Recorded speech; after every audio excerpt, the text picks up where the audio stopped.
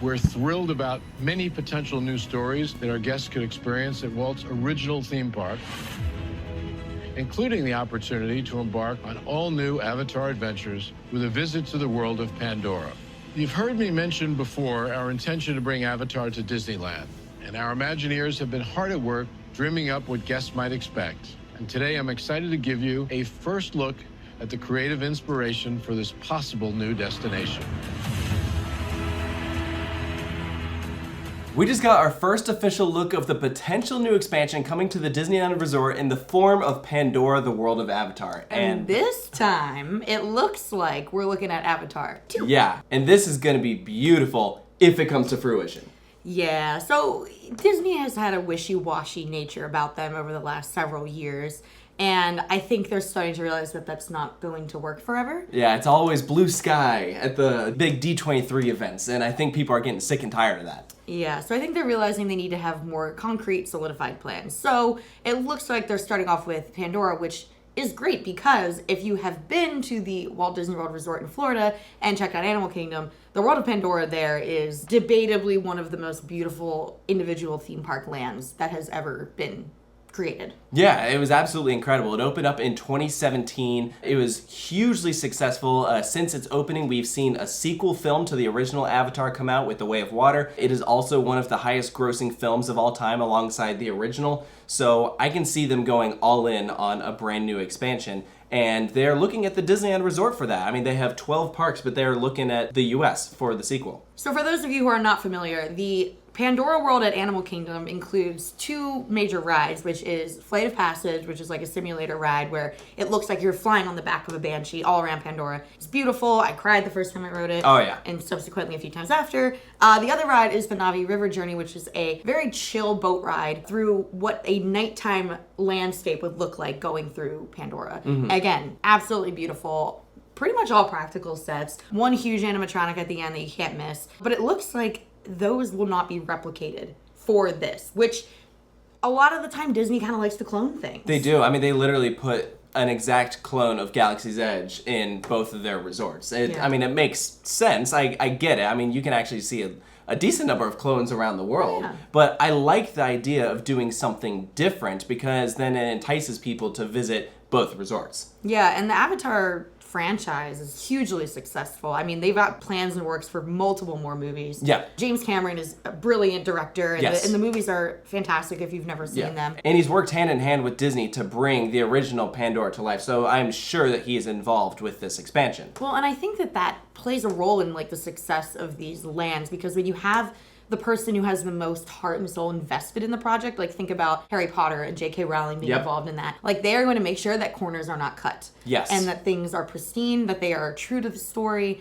And I think that is a recipe for success. So I think going forward, knowing he'll be involved, assuming he'll be involved, I don't know why he wouldn't be, it should be just as fantastic as the first. Now, for this, we have to go back to the elephant in the room here, which is, I think, the word potential. If you're unfamiliar with the Disneyland Forward project, I don't blame you because there's a lot to it, and we really won't get any confirmation until the Anaheim City Council approves it, which their next meeting is later this month, and that's one of the last big steps that they need. So we could be seeing some official announcements at D23 later this year. But until then, here's basically what you need to know to better understand this land. So Disney is trying to expand their current resort parks onto the other side of Disneyland Drive, which is currently occupied by two huge parking lots. And we would likely see an expansion to both Disneyland and Disney's California Adventure into this space. So an entrance on the Disneyland side would probably be near Critter Country, and then over at DCA, probably near Paradise Gardens or like the far side of Incredicoaster. But they don't outrightly say that it is for those two parks necessarily. In theory, it could be for a third gate. They have kind of left that up for interpretation. Like, I imagine they're still trying to figure out exactly what they're going to do, but I think it does make more sense to just expand the current parks. I'm going to go ahead and just agree with that really quick, because I think that DCA, not really Disneyland, but DCA needs some love. Yes, oh, absolutely. They need some work. There's a lot there, but like a lot of it's kind of Yeah. So I think they could do better. Well, and interestingly enough, there was original speculation that this Pandora land could be going in DCA as part of like the Hollywood Studios replacement, which is towards the front of the park near Hollywood Boulevard. It's probably the weakest section of that park. But it seems like this would actually be going in one of the areas currently occupied by the parking lot, supposedly on the Disneyland side of things, which is interesting because I would argue that DCA needs it more, but I mean, I'm sure it'll be great at Disneyland regardless. If you're familiar with the Disneyland Resort, right in between the two parks is downtown Disney, and then over on the far side is the Disneyland Hotel, so they wouldn't be touching that area. In fact, they'd probably be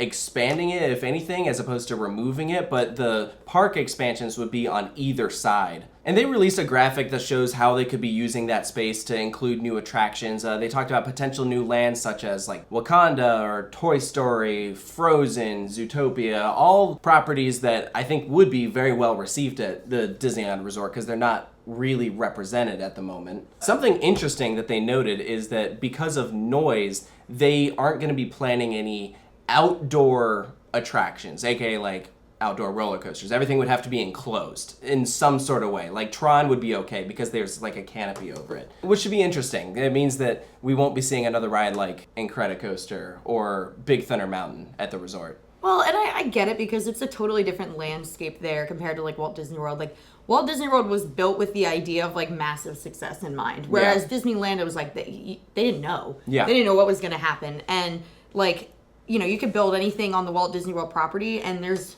nothing. Yeah. Nothing near it. It's all Disney. It's all Disney. It's. I think they compared it to like the size of San Francisco. Yep. Like if you were to just take that area and like it's just Disney. Meanwhile, the Disneyland Resort, you have streets on all sides, and it's shoehorned into Anaheim, which means they have to get a lot of approval. That's why this project is huge, because in theory, Anaheim could say no. And I think that's why they use the word potential here, because it seems like it's out of their hands. But in my opinion, I think it'd be stupid for Anaheim to tell them no, because Disney gives them so much money. They drive so much tourism to the area. Like, Anaheim would be nothing without Disneyland.